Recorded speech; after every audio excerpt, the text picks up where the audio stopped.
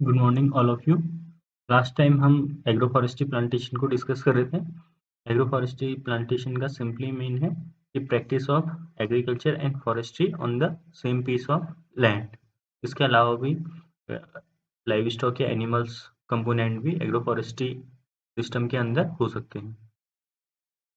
उसमें अलग अलग प्रैक्टिस हम डिस्कस कर रहे थे। शिफ्टिंग कल्टीवेशन, टोंगिया सिस्टम है, एले क्रॉपिंग है, विंड ब्रेक, शेल्टर बेल्ट्स हैं। ये अलग अलग प्रैक्टिस हो सकती हैं एग्रो फॉरेस्ट्री सिस्टम की। तो शिफ्टिंग कल्टीवेशन हमने कल डिस्कस कर लिया था।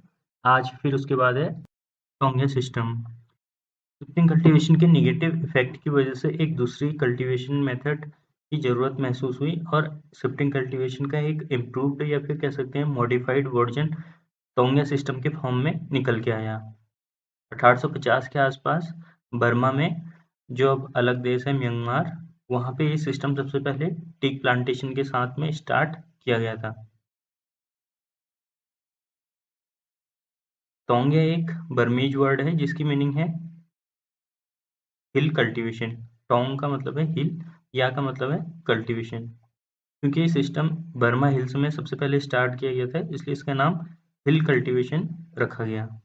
इंडिया में ये सिस्टम सबसे पहले ब्रांडिस, जो कि फादर ऑफ इंडियन फॉरेस्ट्री के नाम से जाने जाते हैं, इनके द्वारा 1896 के आसपास नॉर्थ बंगाल में सबसे पहले इंट्रोड्यूस कराया गया था। टोंगिया सिस्टम में फॉरेस्ट स्पीसीज और एग्रीकल्चरल क्रॉप्स एक साथ ग्रो करवाई जाती हैं। अर्लियर स्टेज में फॉरेस्ट्री का कोई भी एडवर्स इम्पैक्ट एग्रीकल्चरल क्रॉप्स में नहीं होता है, लेकिन जैसे जैसे 3-4 साल बाद ये बड़े होने लगते हैं और इन ट्री का ग्राउंड एक्सपेंशन होने लगता है, तो एग्रीकल्चरल क्रॉप्स में सेट इम्पैक्ट आता है और उनके द्वारा रिसोर्स यूटिलाइजेशन अच्छी तरीके से नहीं हो पाता है, जिससे उनका प्रोडक्शन कम हो जाता है और further cultivation of agricultural crops is not possible. इसलिए 3-4 साल बाद एग्रीकल्चरल क्रॉप्स का कल्टीवेशन वहाँ पे बंद कर दिया जाता है। The agricultural crops selected for Tonga cultivation should be such that it has the least adverse effect on the trees। जो एग्रीकल्चरल क्रॉप्स हम टोंगिया सिस्टम के अंदर सेलेक्ट करेंगे, उन एग्रीकल्चरल क्रॉप्स का कोई भी एडवर्स इम्पैक्ट हमारे जो प्लांटेशन ट्री क्रॉप हैं उन पे एडवर्स इफेक्ट नहीं होना चाहिए। तो ऐसी एग्रीकल्चरल क्रॉप्स हमको रखनी चाहिए। उसके बाद the species which are easily to rise should be preferred. ऐसी स्पीसीज को वहाँ पे लगाना चाहिए जो कि इजीली वहाँ पे ग्रो हो जाए। वहाँ पे एग्रीकल्चरल क्रॉप जो हम उगा रहे हैं उसके अंदर भी हमको ज़्यादा वाइड स्पेसिंग रखने की ज़रूरत होती है, क्योंकि टाइम टू टाइम हमको फार्म ऑपरेशंस वहाँ पे करने होते हैं, जैसे वीडिंग, क्लीनिंग या फर्टिलाइजर एप्लीकेशन है, इरिगेशन है। इन सब के लिए जो स्पेसिंग रखनी चाहिए वो थोड़ा चौड़ी रखनी चाहिए, ताकि ये फार्म ऑपरेशंस आराम से हमारे हो जाएं। ये जो एक पिक्चर है ये दिखा रही है, यहाँ पे पाइन के साथ में हमारा दूसरा एक एग्रीकल्चरल क्रॉप्स लगाई गई हैं टोंगिया सिस्टम के अंदर।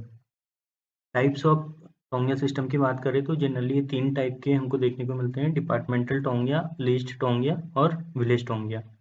डिपार्टमेंटल टोंगिया के अंदर जो फॉरेस्ट डिपार्टमेंट होता है वो अपनी लैंड को, लेबरों को डेली बेसिस पे उनको काम करने के लिए हायर कर लेता है और वहीं पे एग्रीकल्चरल क्रॉप्स को अपनी प्लांटेशन ट्री के साथ साथ में ग्रो करवाते हैं। उसके बाद वहाँ पे हमारा ऑब्जेक्टिव रहता है कि जो भी ट्री स्पीसीज है उसके साथ में जो भी वीड्स आते रहेंगे तो वो वीड ना आए, उसकी जगह पे हम एग्रीकल्चरल क्रॉप्स लगवा लेते हैं। दूसरा टाइप का जो है वो है लीज टोंगिया। इसमें लोगों के लिए लीज पे जो फॉरेस्ट डिपार्टमेंट है अपनी लैंड को लीज पे दे देता है। जो वहाँ पे हाईएस्ट बिड लगाता है उसको वो लैंड कुछ टाइम के लिए दे दी जाती है। उसके बाद जिसने भी वो लैंड लीज पे ली होगी वो अपना वहाँ पे एग्रीकल्चरल क्रॉप्स को ग्रो करवा सकता है।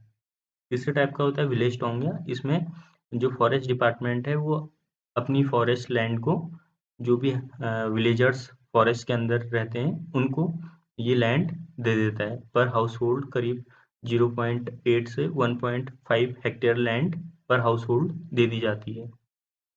वहीं पे ये लोग अपना एग्रीकल्चरल क्रॉप्स को ग्रो करवाते हैं और जो भी प्लांटेशन क्रॉप वहाँ पे रहती है उसको अच्छे से मैनेज करते हैं। ताकि हमारी जो प्लांटेशन क्रॉप है उसमें वीडिंग की प्रॉब्लम ना आए, उसको टाइम टू टाइम इरिगेशन या और कुछ फर्टिलाइज़र की रिक्वायरमेंट है, तो ये हाउस होल्ड जो वहाँ पे एग्रीकल्चरल क्रॉप्स करते हैं वही उनकी देख रेख करते हैं।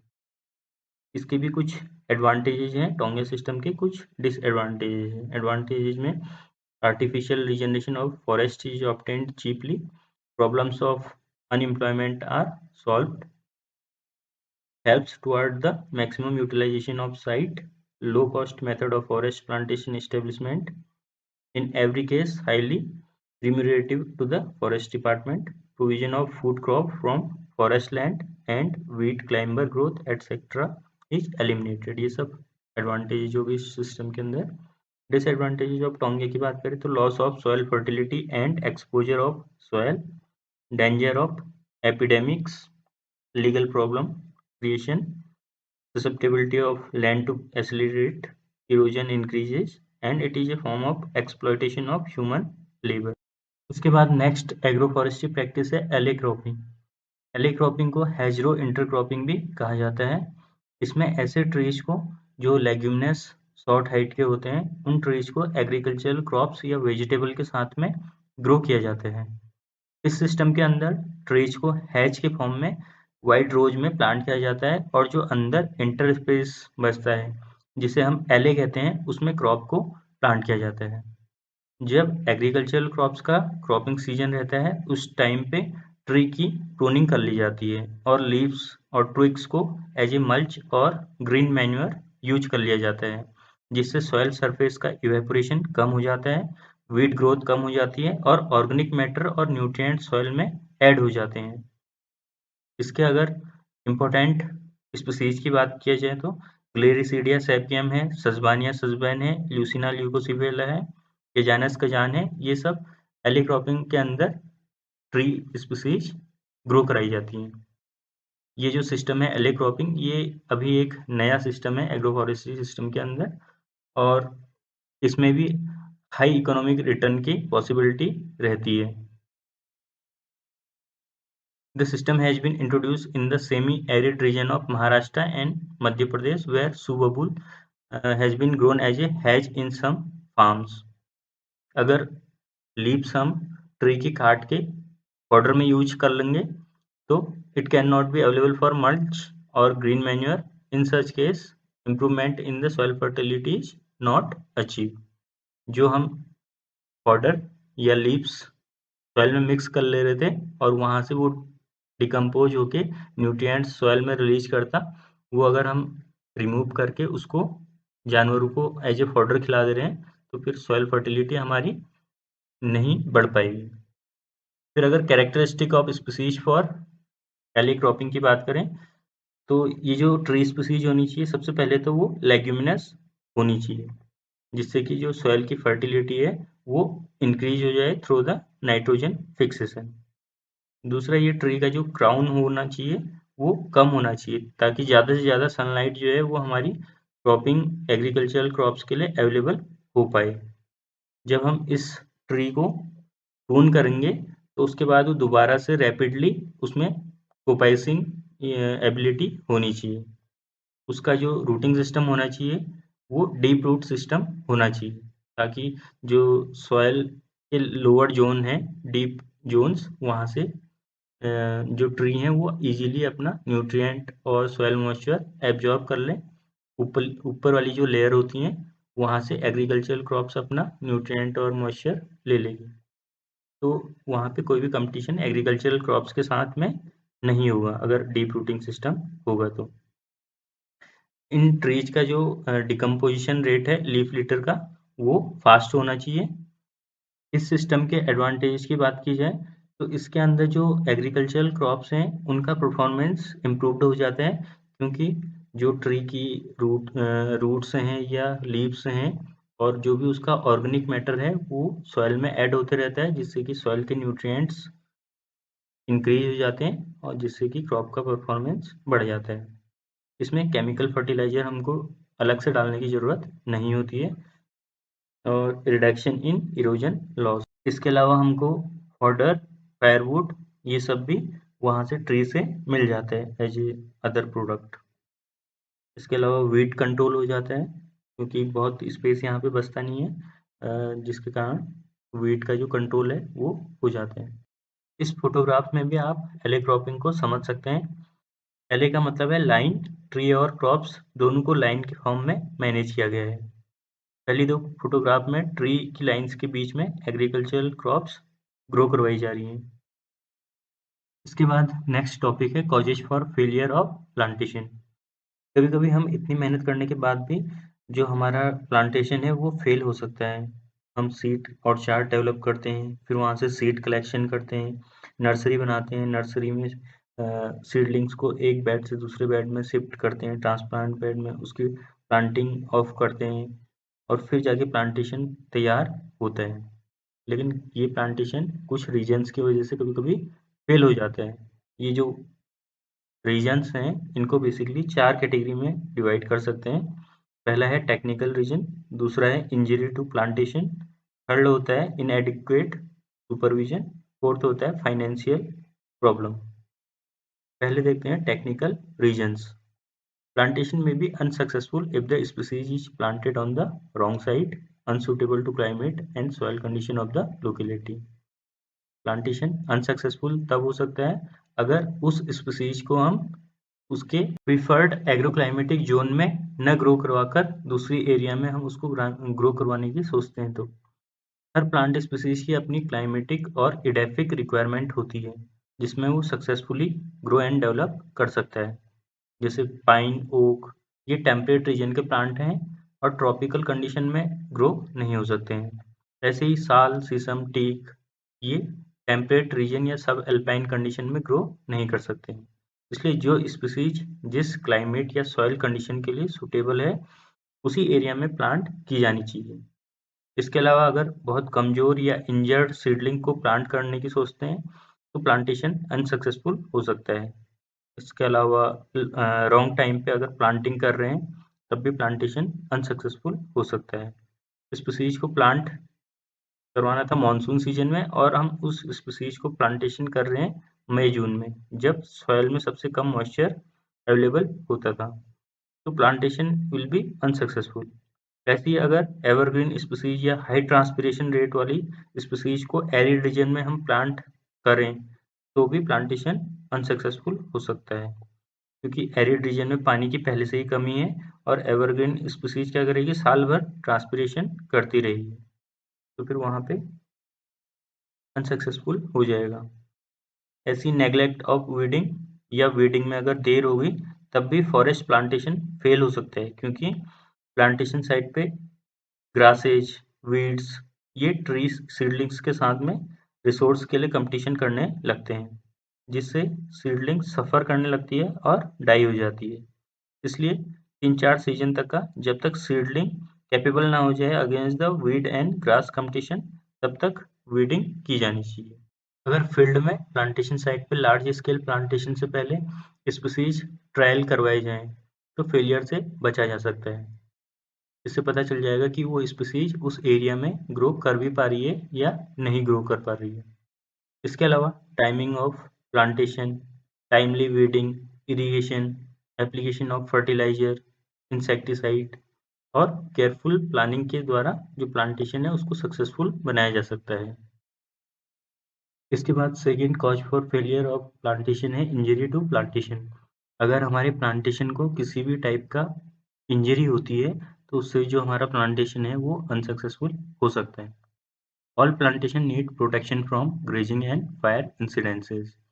जो भी हमारा प्लांटेशन हम करते हैं उसको एक तो ग्रेजिंग से, दूसरा फायर के इंसिडेंस से प्रोटेक्शन की ज़रूरत होती है।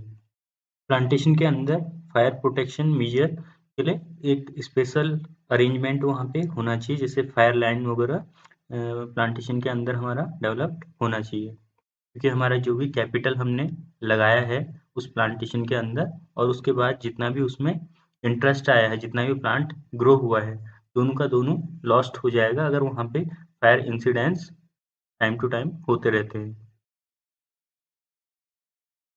The staff and laborers should be imposed upon that if a fire occurs all other work should stop immediately and all available manpower and resources be deployed for putting off the fire without any delay। जब भी plantation के अंदर हमारा fire लगती है तो जो भी हमारे लेबर हैं और मैन पावर है सबको ये बताया जाना चाहिए कि सारा काम छोड़ के सबसे पहले आग बुझाने के लिए वो लोग दौड़े। It is most important that the staff develop good relationship with the local people and carry out intensive public relation program on the danger of fire and the damage caused by it। ये भी जरूरी है कि forest staff के plantation area के आसपास के लोगों से अच्छे संबंध हो और उन लोगों को आग के खतरों और नुकसान के बारे में बताया जाना चाहिए। अगर फॉरेस्ट डिपार्टमेंट के लोकल पीपल से अच्छे संबंध नहीं होंगे तो वो लोग रात को प्लांटेशन साइट में आग लगा सकते हैं या फिर अपने पालतू जानवरों को ग्रेजिंग के लिए प्लांटेशन एरिया में रात को छोड़ सकते हैं, जिससे कि प्लांटेशन को सीवियर डैमेज हो सकता है। इसलिए उन लोगों को कॉन्फिडेंस में लेके प्लांटेशन उस एरिया पे करना चाहिए। स्टार्टिंग से ही उन लोगों को प्लांटेशन से जोड़े रखना चाहिए, इसके फ़ायदे के बारे में उन्हें समझाना चाहिए ताकि वो लोग भी प्लांटेशन के मैनेजमेंट में हेल्प करें। उन्हें इसके बदले प्लांटेशन साइट से फ्यूल वुड फॉडर इन सब का लाभ दिया जा सकता है। नेक्स्ट है इनएडिक्वेट सुपरविजन। जो भी हमने प्लांटेशन किया है अगर उसका टाइमली सुपरविजन नहीं हो पा रहा है तो वो फेल हो सकता है। Most of the plantation in the country fail because forest officers are preoccupied with heavy load of work in the office and inspection in the field are far from satisfactory। जो भी forest officers हैं उनको office के अंदर ही इतना काम दे दिया जाता है कि वो प्लांटेशन साइट पे जा ही नहीं पाते हैं। तो फिर प्लांटेशन साइट पे अगर जाएंगे नहीं, प्लांटेशन का स्टेटस उनको पता नहीं होगा तो वो फेल होना ही है। इसके अलावा इनएडिक्वेट ट्रांसपोर्ट, अगर बहुत दूर प्लांटेशन साइट उन्होंने बना दी है ऑफिस से तब भी वो नहीं जा पाते हैं। अगर टेरिटरी बहुत बड़ा एरिया उनने सेलेक्ट कर लिया प्लांटेशन के लिए तब भी वो फेल हो सकता है। Headquarter being quite away from the plantation site, अगर ऑफिस उनका प्लांटेशन साइट से बहुत दूर है तब भी इनएडिक्वेट सुपरविजन या प्रॉपर सुपरविजन नहीं हो पाता है।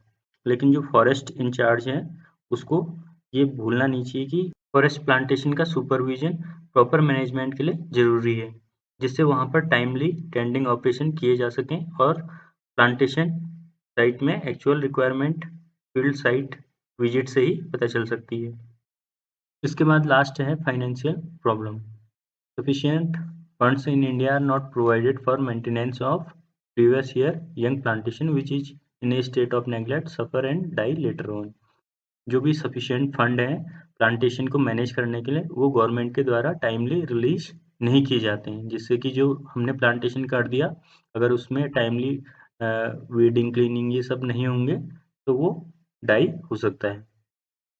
Adequate funds should be made available in time so that the labor management can be done in advance। अगर टाइमली वहाँ पे फंड मिल जाएगा फॉरेस्ट ऑफिसर्स को तो पहले से ही अपना लेबर का मैनेजमेंट है, अपने इंस्ट्रूमेंट के मैनेजमेंट है, वो सब पहले से करके टाइमली ऑपरेशंस को वहाँ पे लागू कर सकते हैं।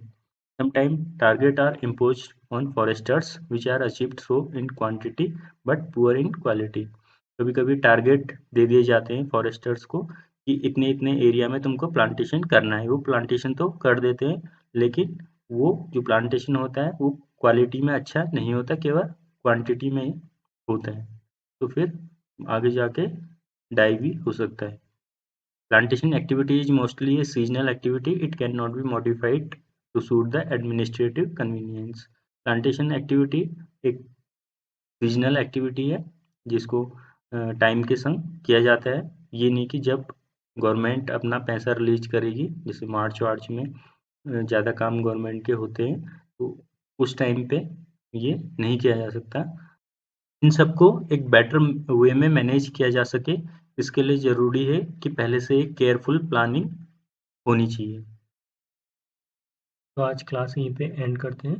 Thank you.